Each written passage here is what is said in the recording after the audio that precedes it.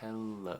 Welcome to day 26. What I want to talk about today is just pulling these out my bum 2 seconds ago, but this is one thing I was thinking earlier today. It's a theme that's been recurring in my mindset towards the proper path, the most, I suppose, virtuous path. And that's not to say that I'm an epitome of virtue. By no means am I even close to that. I mean, that's obvious, but I don't even think that delusionally. Sometimes I wish I did, because confidence is nice. That's why that mantra that I just mentioned has I am confident in there. But this one relates, like I said, to kind of vocation and purpose. I feel that it really is important to remember that it's not just you, which is especially hard when you've spent years trying to fix yourself. And I know that's a kind of controversial thing, and I get it, and I get it more so when thinking about other people. But for myself, I suppose there's a little bit more self-criticism that it's not that I'm necessarily broken, but there are things that I want to change that can be better. So broken, maybe not, but fix, I still think that it applies. But when you spend so much time focusing on trying to change yourself for the better, it's a lot of you focus. We tend to forget when we get into those modes. I'm saying this from experience, that it's not that's intentional or malpurposed. It's not with bad intent, but we tend to forget that we're part of a community no matter what. The social needs of any individual human is undeniable, and it's evident when we have cases of humans in isolation. In prisons and whatnot, it is considered some of the most cruel form or intense forms of punishment to send people to isolation where they don't get to interact with people. In terms of greater purpose, as I was saying, I think that, and there was actually a meme, not even really a meme, but it was just an Instagram thing that my friend sent me the other day, and it was pictures of balloons in a hallway and talked about this. I'm sure a lot of people have seen this by now, but some experiment or some exercise where kids were told to write their name on a balloon, and then they all threw their balloons in the hallway. Just imagine like any school hallway that your school's, let's say 300, 200 kids, and just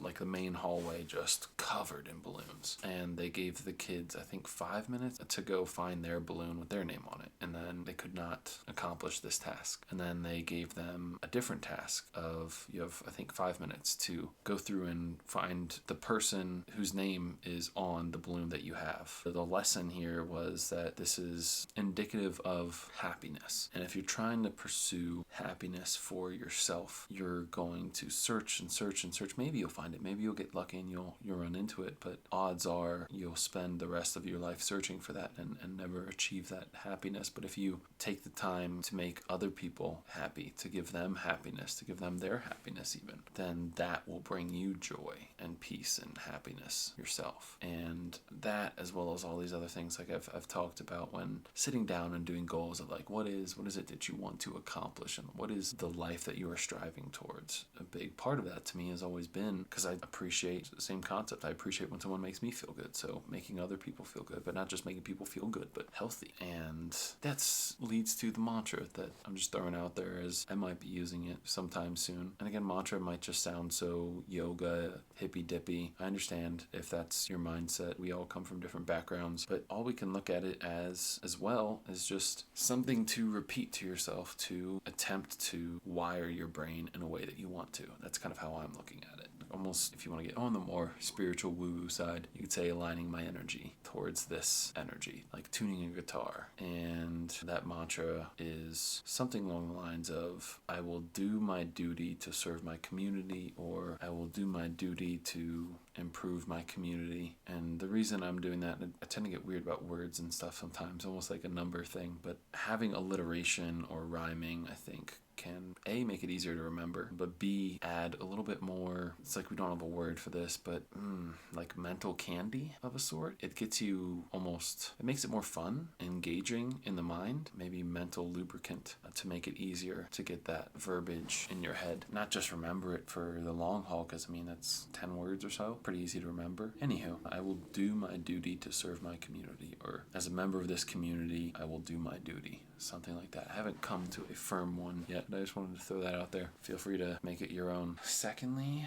perfectionism and pursuit of progress over perfection. I guess tools is what I'm really trying to pull out of my experiences and brain at some point. I know I've come across them over the years. So one that I'm trying to provide in this sense is one that I've used earlier today today, actually, because I catch myself. I mean, again, awareness is the first step. So pat yourself on the back when you catch yourself doing something that you know is deleterious or negatively impacting your life in some way. Then take a next step of action of trying to change it in some way. And one way that I've heard and that I've always kind of thought myself kind of seems like the way to approach it if you're trying to break something that you think is absurd in some way. And that's to kind of laugh at it and be like, what? Why did you think that? Like going on a walk and then thinking about all the different routes you can take. Oh, well, I've got to make it so that I end this 45-minute walk at the door. And it's like, dude, stop being so ridiculous. Progress over perfection. So just tell yourself when you're maybe not doing something perfect, like find something good that you're doing. If there's not something good, then do something tiny that's good and pride yourself in that. Definitely laugh at and point out the absurdity of these perfectionist or whatever self-defeating thoughts you have. Start there, and then we'll build from that. That's definitely, I think, the first step is just not allowing these things to plague you and be like, oh my gosh, you're right.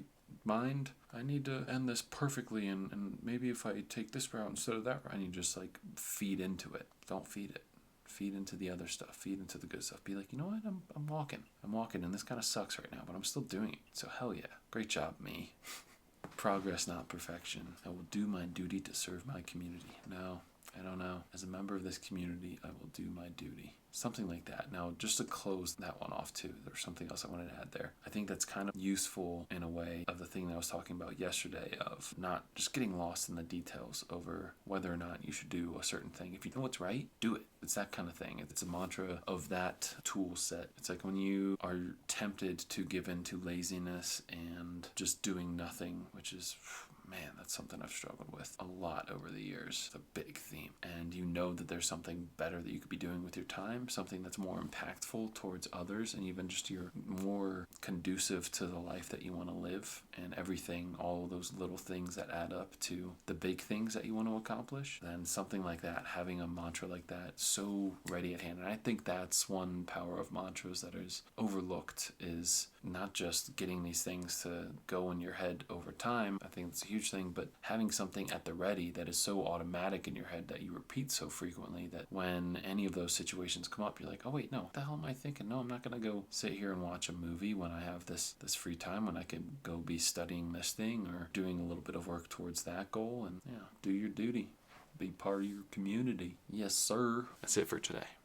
On to tomorrow. I'm exhausted. I shoveled like 2 truckloads of snow yesterday, and I did not think that was going to destroy me after also the workout in the morning. But I went to pick up some snow today, and I was like, whoa, this is rough. So I cannot wait for bed, but gotta go watch some dogs, jump in an infrared sauna again. That was incredible last night, and I can't wait to do it again. So bye. See you later.